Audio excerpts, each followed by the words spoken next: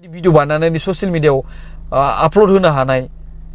सरकारनि खामानि मावग्राफ्रा सेक्रेटारिनि डिपार्टमेन्टआव खामानि मावग्राफ्रा बोरै जिएडि डिपार्टमेन्टनि खामानि मावग्राफ्रा बोरै साहसै बिथांमोनखौ बेबायदि मा होनदों आपल'ड खालामनो होखो बिथांमोना बिनि सायाव सार्च होबानोथ' जायोना दा एफआइआर होबानो जायोना बिथांमोना जिएडि डिपार्टमेन्टआ गावनि फैसाजों प्रमद बर' सारा बानायदों सानदों नामा नोङो हा प्रकाश सार गावनि फैसाजों बानायाखैब्रा बुरबक रायजो राजानि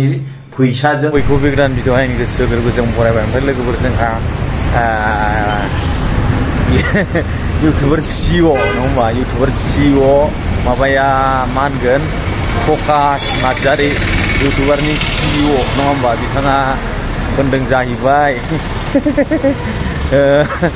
जन खारजि ओमफ्राय सासे मा नाम मोनथाय बिथांमोना माने मोनसे जायगायाव ओरैबायदि जोंहा दा एक्स बिटिआरनि चिफ प्रमद बर' सार बिथांनि लुनाय सेक्रेटारि अफिस नामा बेवहाय प्रमद बर' सारनि टप माबायावहाय रुम दङनो थाग्रा दा बेखौहाय देखायनायनि थाखाय जोंहा नैबे इउटुबार सिअआ मा बुंदों नोंथांमोना भिडिअखौ नायनानै ला आरोखि लोगोफोर ब्रह्म आरो लोगोसे जन खारजि नार्जारिनि भिडिअ बिथांमोना बिटिसि सेक्रेटारिनि सिङाव थांनानै सेक्रेटारिनि ए ब्लकनि 4th फ्ल'राव मोनसे रुमखौ बिथांमोना एक्सप'ज खालामदों सरकारनि प्रपार्टियाव बेबायदि थांनानै भाइरेल खालामनो हानाय रेकर्ड खालामनानै एकदम पाब्लिकनि मा होनदों मोनसे पार्क बायदि भिडिअ बानायनाय ब्लगिं खालामनाय बेबायदि बोरैहाय सोर बिथांमोनखौ पारमिसन होखो बिथांमोनासो मिथिसिगोन आरोना दा बिनि सोमोन्दै आं नोंथांमोननि सिगाङाव माखासे बाथ्रा फोरमायनो सानदों भिडिअखौ नोंथांमोना नायग्रोना लादो खबर बर'नि उन्दुग्राखौ नायफैदों नङा उन्दुग्रा रेस्ट लाग्रा उन्दुग्रा दै खबर बर'नि खोथाया बिसोर जे माने अफिसाव बबे समाव रेस्ट लानो टाइम मोनो जोंनि कुइसना बिसोर आरो रायजा जानो एसे फोरमायना होब्रा बबे रुमावहाय सरि बबे टाइमावहाय रेस्ट लानो टाइम मोनो जोंनि कुइसना दा बिसोर स्पेसियेल आयौ आयौ आयौ बेबायदि नुफेराखैमोनलां खबर बर' वा उन्दुग्राया बा वा ओइ बिराद दामि जागोन दै दा बियो बियो 1 लाख 2 लाख जागोनदां एफा लाक्जारि माबा नाङा बिटिसि सेक्रेटारियेटआव 5 बोसोराव आं प्रमद बर' सारनि दैदेननाय सरकार समाव बेबायदि मा होनदों सरकारि रुमफोरखौ ब्लगिं खालामनानै एक्सप'ज खालामफेराखै नाथाय बिपिएफ फैनाय लोगो लोगोनो बेबायदि सरकारि रुमफोरखौ माने एक्सप'ज खालामनाय सेफ्टि एन्ड सिकिउरिटि गैयै बायदि खालामनायखौ जों नुनो मोनदों जन खारजि नार्जारि आरो लोगोसे पिंकु ब्रह्म बिथांमोनखौ बिटिसि सेक्रेटारिनि ए ब्लकनि 4th फ्ल'रनि मोनसे रुमखौ ब्लगिं खालामनानै बिथांमोनहा भाइरेल खालामनायखौ नुनो मोनदों सेक्रेटारिनि सिङाव थानाय सेक्रेटारि आरो माने खामानि मावग्राफ्रा बिनि सायाव मा बुंनो सानो बे बिथांमोननि आखायाव थाहैबाय आरो एभिडेन्स हिसाबै प्रुफ हिसाबै आं नोंथांमोननि सिगाङाव नैबे भिडिअ क्लिप्सखौ आं नोंथांमोननि सिगाङाव फोरमायना होनि आरो नोंथांमोना नायनानै लाबानो जाबाय मानो गोनां रायजो राजा नोंथांमोन भिडिअखौ नायबाय जानांगौ नोंथांमोना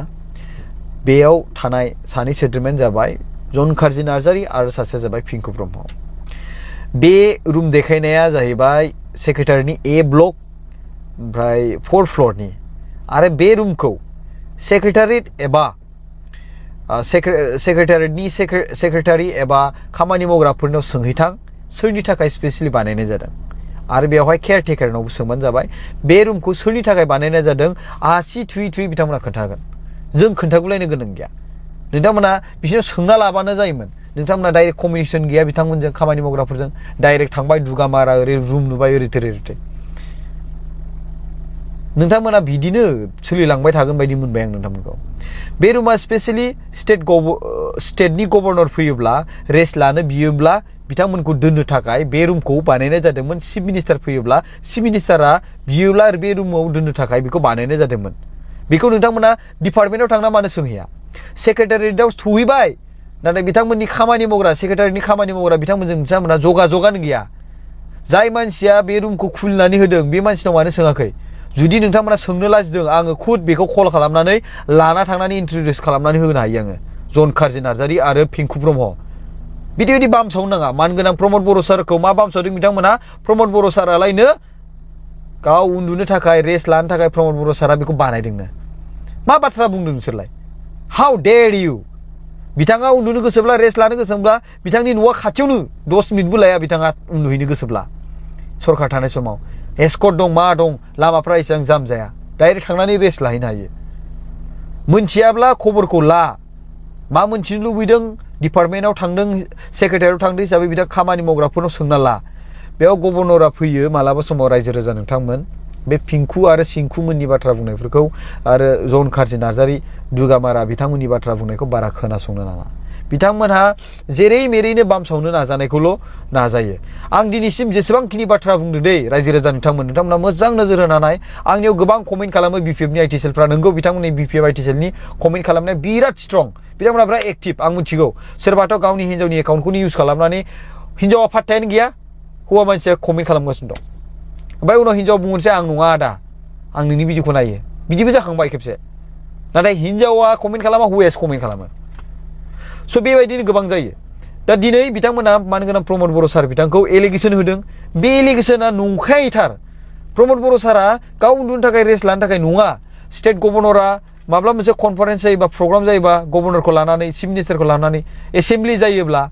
दा बिथांमोना उन्दुनो बा माबा मोनसे रेस्ट लानो दसे 5 to 10 मिनिट्सनि थाखाय होमबा बिथांमोननो बहा होनो बहाबा हटेलाव होनोबोथ' सेफ्टि एन्ड सिकिउरिटिनिबो खोथा थायोना दा सेक्रेटारियेटआव हिसाबै सरकारनि मोनसे जायगा बियो नङा होमबा स' बे हिसाबै बिथांमोननि थाखाय गैयाब्ला आरो मा होनदों माखासे बाथ्रा बेयाव फेसिलिटिस होनो हायिनि थाखाय बड'लेण्ड सरकारनिफ्राय माखासे मा होनदों दुखुनांथाव बाथ्रा जायो थ' बिनि थाखाय बेखौ बै गभर्नर आरो सिएम मोननि थाखाय बानायनाय जादोंमोन आरो नोंथांमोना नंखाय सानदोंबा सोंनो हागोन गभर्नराव सों बिथांमोना रेस्ट लाखांबाय आगुनि गभर्नराव सों बिथांमोनाबो बेयावनो रेस्ट लाखांबाय आरो केयारटेकार जाय साबि लाग्रा बेनावबो सों सोर रेस्ट लायो बेयाव साबियानो बे केयारटेकारनाव थाखायो मिथिबाय दानियाबा बाथ्राया बिसोर बिथांमोना बोरैहाय बे सरकारनि रुम बा सरकारनि जायगा माने रुमफोरखौ थांनानै बेबायदि भिडिअ बानायनानै ससियेल मिडियाआव आपल'ड होनो हानाय सरकारनि खामानि मावग्राफ्रा सेक्रेटारिनि डिपार्टमेन्टआव खामानि मावग्राफ्रा बोरै जिएडि डिपार्टमेन्टनि खामानि मावग्राफ्रा बोरै साहसै बिथांमोनखौ बेबायदि मा होनदों आपल'ड खालामनो होखो बिथांमोना बिनि सायाव सार्च होबानोथ' जायोना दा एफआइआर होबानो जायोना बिथांमोना जिएडि डिपार्टमेन्टआ दा दिनै बिथांमोना एभिडेन्स नांगौ भिडिअखौ होबाय बेबायदिथ' मोन्थाय गैया दिनै 5 बोसोर प्रमद बर' सारनि दैदेन सरकार समाव रावबो बेबायदि भिडिअ बानायाखै मानो होनबा मान होदों सनमान होदों माखासे प्राइभेसि थायो सरकारि माने डिपार्टमेन्ट खामानि मावनायनि माखासे प्राइभेसि थायो रुमफोरा बेफोरखौ मानो देखायनांगौ दा बेयाव सेक्रेटारिनि जिएडि डिपार्टमेन्टआ बिनि सायाव मोनसे सेक्रेटारिया बेखौ मोनसे एक्सन लानांगौ बे जोंनि डिमान्ड फार्स्टलि जन कार्जि नार्जारि आरो पिंकुमोननि थाखाय आं मोनसे इनफरमेसन होनो सानदों बिथांमोना हरिनागुरियाव थांनानै मोनसे गिदिर बिल्डिं नुनो मोनगोन इएम आरो एमसिएलए बेयाव थांनानै बेडफोरखौ नायथां थाग्रा खुलिफोरखौ नायथां बेखौबो प्रमद बर' सारानो बानायदों दा दिनै नोंथांमोननि इएम आरो एमसिएलए बेयाव थांनानै थानो मोनसिगोन आरामसे आजादियै मिथिबाय नोंसिनि इएम आरो एमसिएलएफ्रा थाहैनो मोनसिगोन बेखौबो प्रमद बर' सारानो बानायदों बेखौबो देखायथां बे बिल्डिंखौ बेयाव थांनाय लामाखौबो सिलसिलखौ प्रमद बर' सारानो बानायदों बेखौबो देखायथां आरो बिटिसि सेक्रेटारिनि सिङाव थांनाय क्वार्टार बे क्वार्टारनि जे लामा बेखौबो प्रमद बर' सारानो बानायदों नोंथांमोना बे क'क्राझारनि बे डिभाइडेड बानायना होदोंना पस्ट बायदि बेयाव कालार जे फुनगासिनो दं बेखौबो देखाय प्रमद बर' सारानो बानायदों बेखौबो कारिगावनिफ्राय लाना क'क्राझारसिम मोनसे लामा बानायदों बाम ओरै एरनाय बारायनाय बेखौबो प्रमद बर' सारानो बानायदों बेखौ देखाय कारिगावआव मोनसे गेट बानायदों जोंनि बर' हारिनि नेरसोनथिजों बुंफबनाय बे गेटखौ नोंसिनि अट टेकिं प्रग्राम बानायनायाव जे बेखौ जे नोंथांमोना होथेदों गोबां लाजिनांथाव बाथ्रा बिनि सिगांथारावबो बानायनो हायोमोन मानो नांजाब दा दिनै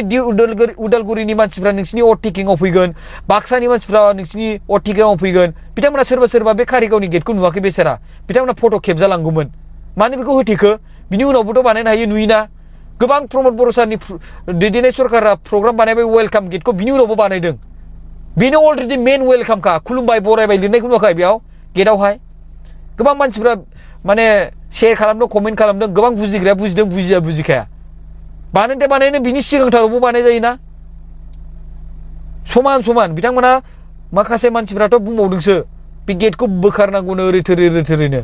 गावसोरा बानायनो हादिया नालाय मानो गोनां प्रमद बर' सारा बानायबाय नालाय खाम सिफुं सेरजा इउनिक मोनसे गेट बियो रावबो बेबायदि सानस'हायै गेट बानायदों एसे मान होनो सोलों मान गोनां प्रमद बर' सारनि खामानि मावनायखौ मोजां मोनाखै नाथाय बे खाम माने सिफुं सेरजा आर'नाइ बैफोरखौथ' मान होनो सोलोंना गोबां रायजो राजाफ्रा नायलांगोन बेखौ नोंसोरनो लिंहरलायबाय गभर्नरखौ चिफ गेस्ट हिसाबै हो दा बिथाङाबोथ' बे गेटखौ नुलांथों ना हारिनि नेरसोनथिजों बुंफुंनाय गेटखौ चिफ मिनिस्टार फैगोन होनलाय गिदिर गिदिर मानसि फैगोन होनलाय भुटाननि सोरबा राजाबो माबा फैगोन होनलाय बिसोरबो नुलांथों बे गेटखौ दे गेट बानायनायखौ बाद दोनदो दे बेयाव थानाय नेरसोनथिफोरखौ नुलांथोंसै ना अ बिदिबो गेट बेयाव नुनायफ्रा नेरसोनथिजोब होननानै बिदि आरो माने नुबाय नोंथांमोना जोंहा इउटुबनि CEO नङा होमबा बिथाङा मा बुंदों जन काजि ब्रादारमोनखौनो केस होनो थोनदों पावार माने सेक्रेटारि माबायाव थाग्राफोरखौहाय केस होनो बा बेबायदि खावलायदों आरोखि जोंहा प्रकाश नार्जारि सारा नङा होमबा दा आरो बिथाङा गोबां बाथ्रा बुंलांदों आं बेफोरखौ जेबो बुंनो थांला नङा होमबा बेयाव मा बिल्डिंआवहाय रुम दङ रुम गैया सोर थायो सोर थाया आंहा बेयाव बुंनांगौ जेबो गैया नङा होमबा लोगोफोर आङो बेखौसो बुंगोन बिथाङा बुंदों जे ओरैबायदि बुंदों उमुक लामाखौ प्रमद बर' सारा बानायदों उमुक बिल्डिंखौ बे सेक्रेटारि मा होनो अफिसखौ प्रमद बर' सारा बानायदों नैबे लामाखौ प्रमद बर' सारा बानायदों नैबे लामाखौहाय प्रमद बर' सारा बानायदों होननायखौसो आङो फंनैसो बुंनोसै फोजोबनो सानदों आरोखि लोगोफोर बियो गावनि फैसाजों बानायाखै प्रकाश सार नंगौना नङा रायजोफोर गावनि फैसाजों बानायाखै बे रायजो राजानि फैसाजोंसो बानायदों जों पाब्लिकनि फैसाजोंसो बानायदों गावनि सिपिनि फैसाजों बानायाखै प्रकाश सार एसे नोंथाङाबो बुजि औ नोंथाङा बैफोरबायदि बिल्डिंफ्राव बैफोरबायदि माबाफ्राव थानानै गावनि फैसाजों प्रमद बर' सारा बानायदों सानदों नामा नोङो हा प्रकाश सार गावनि फैसाजों बानायाखैब्रा बुरबक रायजो राजानि फैसाजों रायजो राजानि थाखाजोंसो बानायदों दिनैनि दिनाव जोङो गोबां माबा नुनो मोनदों बै भिडिअ क्लिप गोबां नुनो मोनदों नांगौ आं नेक्स्ट भिडिअफ्राव बानायगोन मा नुदों होनोब्ला अबेबा अरुण'दयनि लेखानो अबेबा सोरनिबा आधार कार्ड पान कार्ड जिरक्सनो अनेक नाना रोखोम जाबखो अरुण'दयनि नामाव सोरबानो 500नो सोरनावबा 1000नो बेफोरबायदि फैसा लाङै जिरक्स लाङै अबेबा माबा होगोन होननानै जमा खालामनाय लेखाखौबो गोबां नुनो मोनदों नङा नामा रायजोफोर दिनैनि दिनाव जोंहा UPPL सरकारा गोबां सान्थि लाबोदों सोर बबेहाय सान्थियाव दङ नोंथांमोना कमेन्ट सेक्सनाव कमेन्ट खालामदो आरो भिडिअखौ बेयाव फोजोबबाय नोंथांमोना भिडिअखौ हाजासे शेयार खालामना हो थेंक इउ सो माच फर वाचिं लाभ इउ अल बाय बाय